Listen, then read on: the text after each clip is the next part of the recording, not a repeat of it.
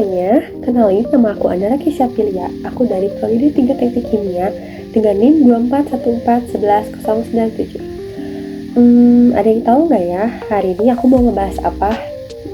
Apakah termodinamika, neraca energi, atau malah neraca massa? Tentu bukan dong. Aku hari ini akan ngebahas tentang digitalisasi. Sebelumnya aku mau jelasin dulu nih apa itu digitalisasi. Jadi digitalisasi adalah proses mengubah sesuatu yang tadinya manual atau analog menjadi sesuatu yang digital. Nah, itu tujuannya untuk apa sih? Tujuan dari digitalisasi adalah mempermudah kita nih untuk menyimpan dan mengelola data. Selain itu, digitalisasi juga dapat mendorong kemajuan teknologi. Nah, selain belajar tentang pengertian digitalisasi, kita juga akan membahas nih, apa sih dampak positif dan negatif dari digitalisasi, serta ada nggak ya contoh studi kasusnya, dan bagaimana implementasinya dengan Pancasila. Nah, hal-hal selanjutnya yang akan kita pelajari tentang digitalisasi akan dijelaskan oleh rekan-rekan saya.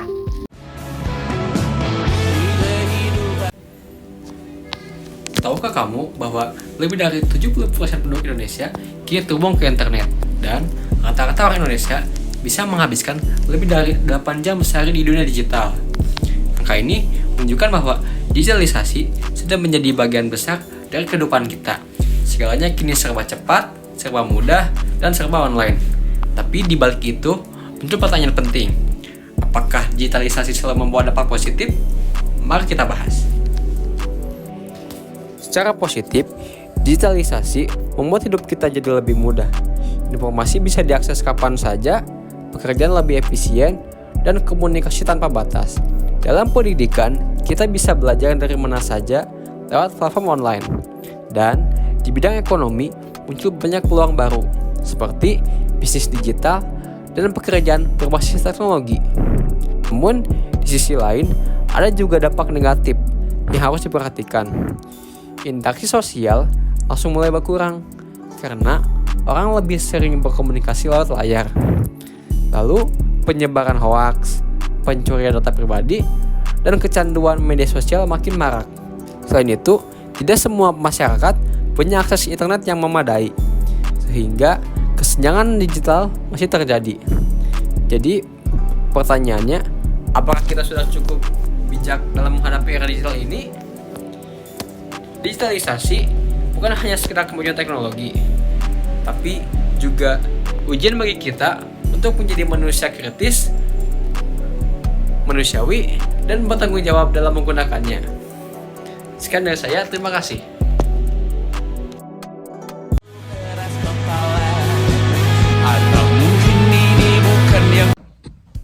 Sebelumnya, teman saya telah menjelaskan bahwa digitalisasi itu juga memberikan dampak negatif kepada masyarakat.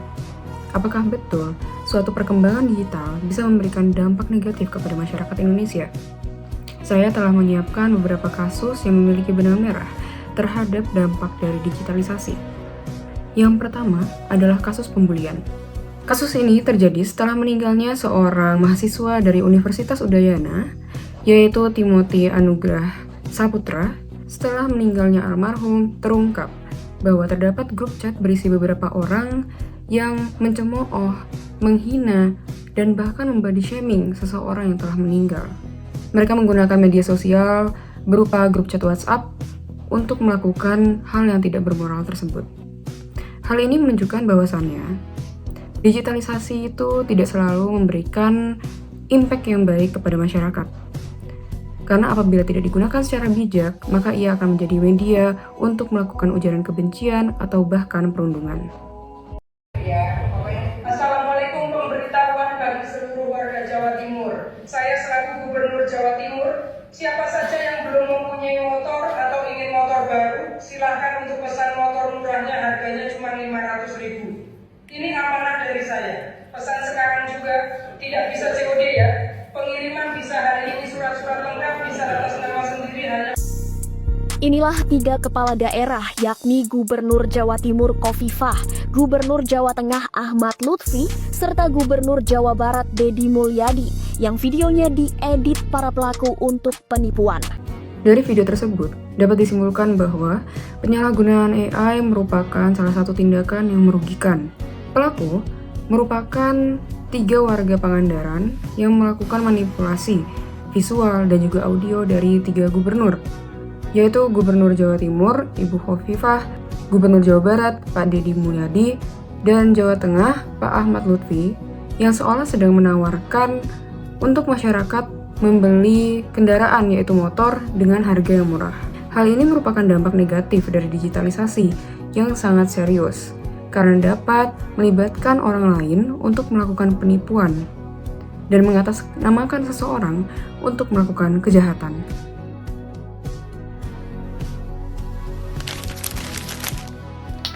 Di sini, aku akan menjelaskan tentang hubungan digitalisasi dengan Pancasila. Bagaimana ya hubungan antara digitalisasi dengan Pancasila itu?